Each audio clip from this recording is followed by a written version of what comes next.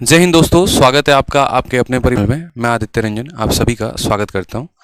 चलिए, तो जैसा कि आप सभी को पता है पेपर आपका अब स्टार्ट होने वाला है और इस लास्ट टाइम में आपके लिए कुछ ऐसे टिप्स हैं जो बहुत ही ज़्यादा ज़रूरी हैं, जिनको आपको फॉलो करना ही पड़ेगा, क्योंकि अगर आप इनको फॉलो नहीं करेंगे तो आपका स्कोर जो है वो थोड़ा सा कम रह सकता है।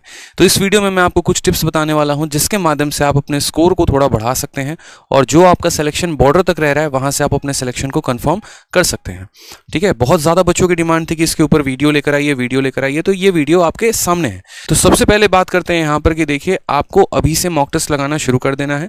अगर कुछ बच्चों ने मॉक टेस्ट नहीं दिया है तो वो मॉक टेस्ट जरूर देकर जाएं। बहुत बच्चे ऐसे थे जो मोबाइल पर मॉक की प्रैक्टिस करके गए थे और सेंटर पर जाने के बाद उनको वहां पर माउस पर हैबिट नहीं बन रहा था, क्वेश्चंस वो नहीं समझ पा रहे थे, कैसे टिक करना है, कैसे सेव एंड नेक्स्ट करना है, जिसके वजह से आते हुए सवालों को भी उनका अटेम्प्ट कम हो गया।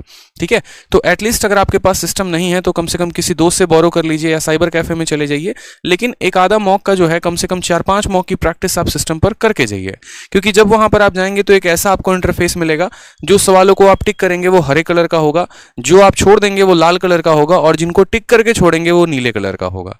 ऊपर में सारे आपके सब्जेक्ट दिए गए होंगे, जिस क्वेश्चन की आप भाषा बदलना चाहेंगे वो आप यहां से बदल पाएंगे, इस तरीके से करके। तो मॉक टेस्ट देना बहुत ही ज्यादा जरूरी है क्योंकि इससे आपकी जो है वो रफ्तार बनेगी। नेक्स्ट बात करते हैं यहाँ पर कि जो अब हमारे पास समय बच गया है उसमें हम क्या करें, तो रिविजन। जितना ज्यादा हम रिवाइज कर सकते हो ना, आप उतना ज्यादा रिवाइज करोगे। ठीक है, ये बहुत इंपॉर्टेंट आर्ट है। ब्रूस ली ने भी हमेशा, मैं कहता हूं कि कहा था कि मुझे उस व्यक्ति से डर नहीं लगता है जिसको 10,000 मूव्स आते हैं, मुझे उस व्यक्ति से डर लगता है जिसने एक ही तरीके को कम से कम 10,000 बार प्रैक्टिस कर रखा हो। तो सेम तरीके से आपने जो भी पढ़ा है, जहां से भी पढ़ा है, जो भी नोट्स आपने बनाए हैं, उन सबको आप रिवाइज करेंगे। ये आपका गोल्डन फंडामेंटल होना चाहिए। ठीक है, रिवीजन में करेंगे तो क्या क्या करेंगे, जैसे बात करते हैं मैथ्स में कई सारे यहाँ पर फॉर्मूले हैं, उन सभी फॉर्मूलों को आप जो है रिवाइज करके जाओगे, चाहे वो अरिथमेटिक के होंगे या वो एडवांस के होंगे। बहुत बार ऐसा होता है कि आपके क्वेश्चन में सीधा फॉर्मूला बेस्ड क्वेश्चन आते हैं, अगर आपको फॉर्मूला नहीं पता तो आप उनको मिस कर दोगे। उसी तरीके से सेकंड आपके जीके में अगर हम बात करें तो स्टैटिक का पोर्शन, ठीक है, जैसे छोटी छोटी चीजें, दर्रे हो गए, यहाँ पर झरने हो गए और आपके यहाँ पर मरुस्थल हो गए, तो इनके ऊपर क्वेश्चन सीधा सीधा पूछा जाता है। और अगर आपने इनको थोड़ा सा ध्यान नहीं रखा है, अगर आपने इनको रिवाइज नहीं किया है, तो फिर वहां पर भी आपकी गलती होने की संभावना ज्यादा होगी। करंट अफेयर के भी बहुत ऐसे पॉइंट होंगे जहां पर अक्सर आप कंफ्यूज कर जाते हैं। अगर मैं ये पूछूं युवा दिवस कब मनाया जाता है और 4 डेट दे दूं, तो आपको पता तो है कि जनवरी में मनाया जाता है या फरवरी में, जो भी है, लेकिन आप उसमें कंफ्यूज हो जाएंगे। तो इस बात का ध्यान रखिएगा। जो भी चीज आपने पढ़ी है, अब नया कुछ भी पढ़ने की जरूरत नहीं है, बस जो पढ़ा है उसी को बार बार रिवाइज करेंगे। थर्ड सबसे ज्यादा जो कंफ्यूजिंग होता है वो है आपका वोकैबुलरी। ठीक है, आपको ऐसा लगेगा कि यार इस ऑप्शन के चारों साइनो हैं या 2 ऑप्शन तो साइनो है ही हैं, लेकिन क्लैरिटी नहीं होने की वजह से आप तुक्के लगाएंगे। इसलिए आपने जितना पढ़ा है उसको रिवाइज करिए बहुत शानदार तरीके से। और फोर्थ है आपका नोट्स। ठीक है, जो भी आपने नोट्स बनाए हैं, रीजनिंग के नोट्स बनाए हैं, मैथ्स के नोट्स बनाए हैं, जो भी बनाया है, जैसे रीजनिंग में ही अगर हम बात करें, काउंटिंग फिगर आ गया या इसके अलावा और भी काफी चीजें आ गई, तो जितना भी आपने पढ़ा है उन सब का क्या करेंगे, रिवाइज करेंगे। क्योंकि पेपर में आपके नोट से ही क्वेश्चन आएगा, इस बात का ध्यान रखिए, उससे बाहर नहीं आने वाला है। बस वो चीज आपने रिवाइज नहीं की है तो आप उसको छोड़ सकते हैं, गलत कर सकते हैं। इसलिए पहले जो पढ़ा है उसको रिवाइज करो, वो ज्यादा फायदेमंद है। चलिए, और जो यहाँ पर इंपॉर्टेंट बात है वो यहाँ पर पीछे एक और फोटो जो मैंने लगा रखी है, वो देखिए, यहाँ पर तुक्के नहीं लगाने हैं। ये एक बड़ा कॉमन सा बात है। देखिए, आपके पेपर में नेगेटिव मार्किंग है, यानी आपका हर सवाल की वजह से 0.25 मार्क्स कटेगा। और कटेगा तो यहाँ पर जो कंपटीशन आप दे रहे हैं ना, उसमें यहाँ पर पॉइंट नंबर से भी बहुत ज्यादा लोग आसपास में रहते हैं। जैसे अगर मैं बात करूं, एक नंबर पे 200, 400 लोगों का डिफरेंस होता है। कई बार तो 2-2 हजार लोग जो है वो पीछे छूट जाते हैं एक नंबर से। तो आपका हर एक सवाल महत्वपूर्ण है। यहां पर आपको उसकी वैल्यू पता नहीं चलेगी, लेकिन जब फाइनल मेरिट लिस्ट बनेगा तो उसका पता चलेगा। तो बहुत बच्चे ऐसे होते हैं ना जो सही जा रहे होते हैं, लेकिन जबरदस्ती की आदत होती है तुक्के लगाने की।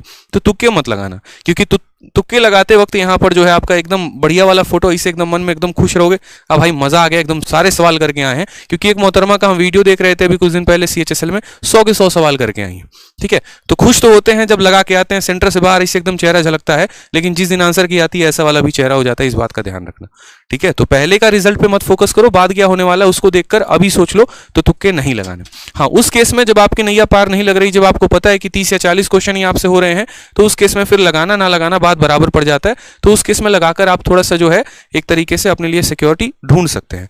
बट जब आपके अटेम्प्ट 60-70 प्लस जा रहे हैं और वो भी सही हैं, तो उस केस में तुक्के ना लगाएं। ठीक है, और जो लास्ट हमारे तरफ से जो कुछ टिप्स रहेगा वो ऐसा बड़े भाई की तरह रहेगा, आपके आदित्य भैया की तरफ से रहेगा। वो ये रहेगा कि यार देखो, प्रेशर मत लेना मेरे भाई। ये है ना, मैंने अपनी लाइफ में कई सारे एस्पिरेंट्स से बात की है, कई सारे एस्पिरेंट्स की कहानी देखी है और आज भी देख रहा हूँ। आज भी मेरे पास बच्चे जब डेली पूरे भारत से मुझसे मिलने आते हैं तब भी ये कॉमन सी बात उनके अंदर झलकती है, वो होता है कि सर प्रेशर। जब वो एग्जाम दे रहे थे ना तब उन्होंने सबसे ज्यादा प्रेशर लिया था, सबसे ज्यादा। मतलब अभी अगर वो मुझसे बात करेंगे तो प्रेशर नहीं होगा, वो पढ़ाई करेंगे तो प्रेशर नहीं होगा, बट उनके साथ एक कॉमन सी बात ऐसी हो जाती है कि वो जब पेपर देने बैठे हैं तभी उनको प्रेशर होगा, तभी उनको ये नजर आएगा कि हाँ उनकी वाली उनको छोड़ के चली गई, तभी उनको ये नजर आएगा कि उनके घर में प्रॉब्लम है, तभी उनको ये नजर आएगा कि उनके पास पैसे नहीं है। तो मेरे भाई बस वही 90 मिनट ऐसे होते हैं जिनमें नहीं सोचना होता है कुछ भी, बस शांत मन से कूल माइंड से अपना पेपर देना होता है।